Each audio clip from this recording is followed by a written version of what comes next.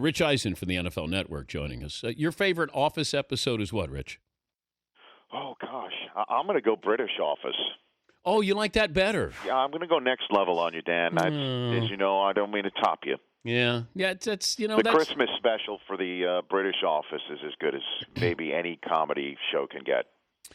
The Office is it's still, when it's on, I love it. It still plays. It's good. Yeah, I mean, and obviously there's other shows that have Office type feels to it, like Modern Family, Parks and Recreation, even the new, there's a new show on HBO from one of the creators of the British Office. It just that style of humor just makes me laugh. It really does. I'm through the first season of Breaking Bad, by the way. Oh, DP, DP. Are you proud of me? I'm so proud of you. Yep. And you are so lucky.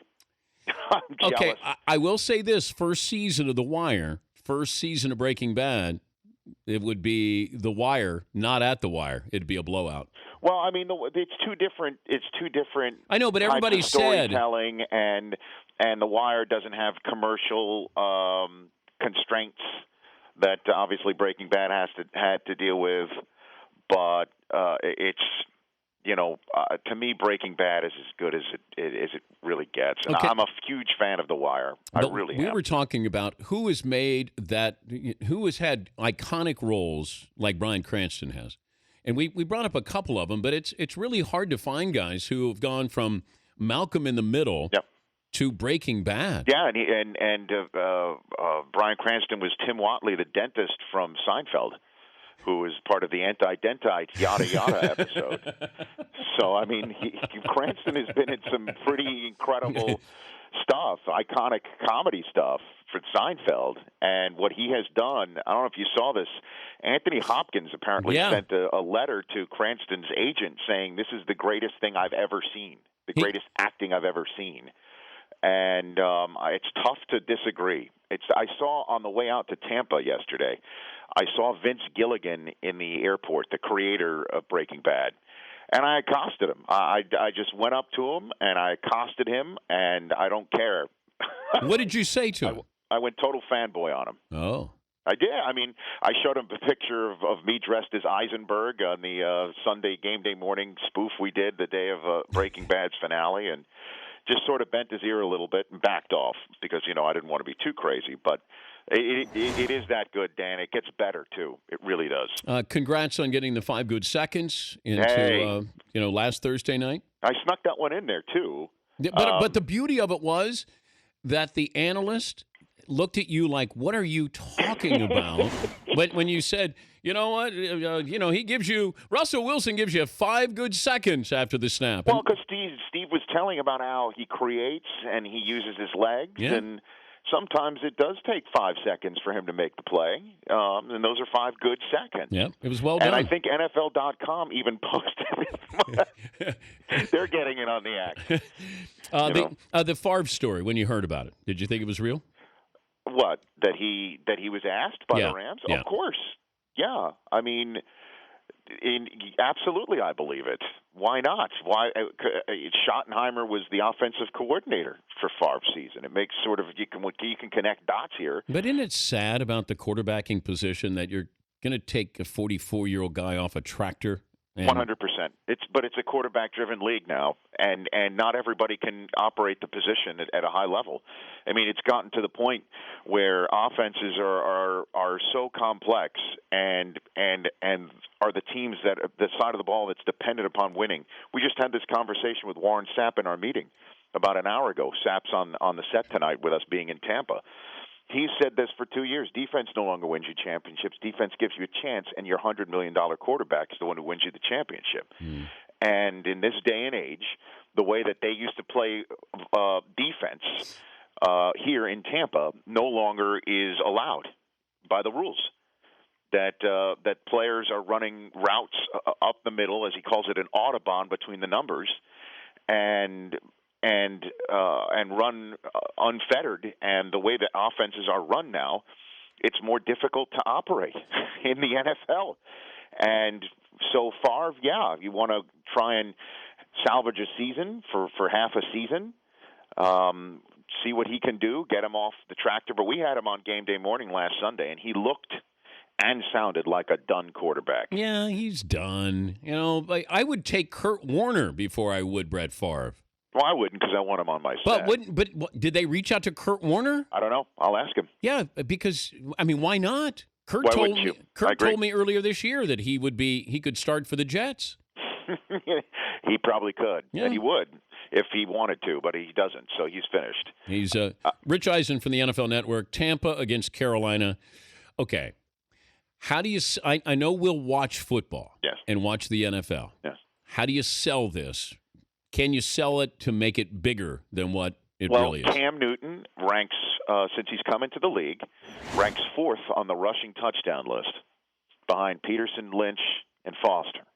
He is one of the most dynamic players in the game, 100% owned in fantasy leagues, and for the first time in the Ron Rivera era, for the first time potentially in 70 games actually, the Panthers have an opportunity to go above 500. It's the longest streak currently in the NFL of a team that's been without being above 500.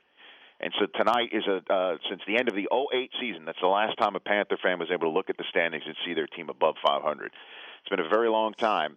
As it could be the last game of Greg Schiano's tenure. It very well could be. Do you think that there's a chance that he doesn't last the season? Yeah, there's a chance he couldn't last the weekend.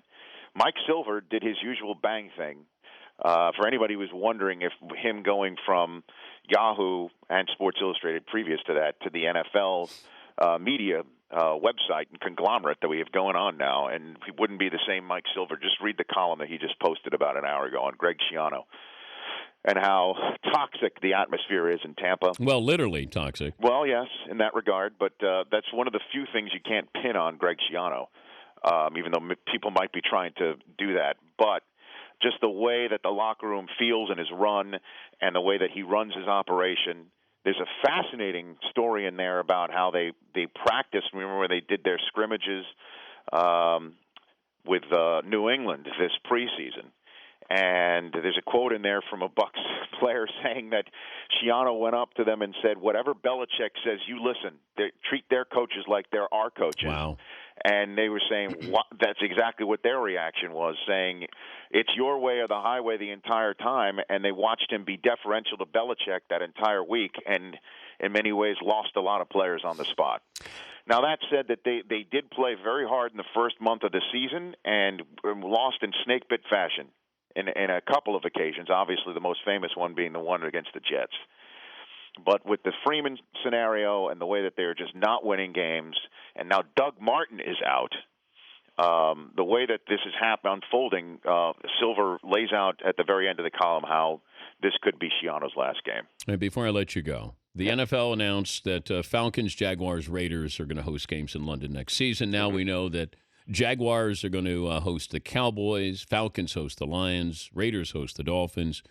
Why don't we just get it over with and just say we're going to be playing a full season in London? Right? We're adding every time that we have a game in London. There's always news attached to that game. Mm-hmm. Aren't we getting to the point where we're just going to have teams play? It'll be a full season. Maybe you don't have a team that calls London home. We've discussed it. I don't see how. I mean, maybe a full season where every week there is a game in London. I don't know. I don't know how that works because you have to have a bye week afterwards. Listen, it's important to the league to expand its brand to another continent. It makes sense. Everybody's trying to do it. The NBA, we've had this discussion before. I know. So the bottom line, I just don't see how a team could be viable actually playing 8 of its home games there and 8 of its road games elsewhere like an NFL team. I just don't see it. You think it's just going to be 3 games? Are we going to add we got from 1 it now could to be 3? One more if it works and teams raise their hand and want to do it. Don't be defensive about the NFL. It feels like you're being a little defensive. I'm not being defensive. All right. You have to toe the party line. I get it. You want to talk about the NBC Sports Network programming? We could talk about that. What do you mean? Just, talk about what else is on your network. As far as us getting more games? No. Just whatever else soccer? you want to talk about. Wait. NASCAR? Yeah. Hockey? There you go. Wait. There you go. We could talk about that.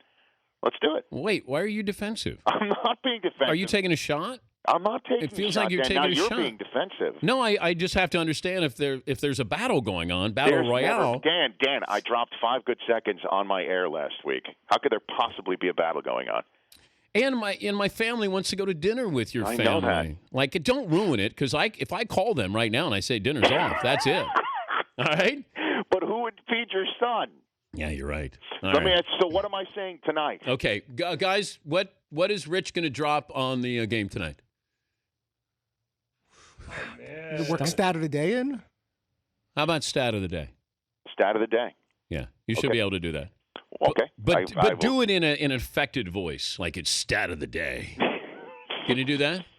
I want to keep my job, Dan. Oh, you're going to have your job. You think? Yes, you stood up for the Shield here a couple of minutes ago. The I commissioner love loved standing that. up for the Shield, but standing the Shield, you know, I come on, Dan. I know, I'm joking. Come on. All right. Now that was me being defensive. Right? I know it was. So stop it. All right. And take care of my family. Don't be afraid to pick up the check with my family. Okay. Okay. Yeah.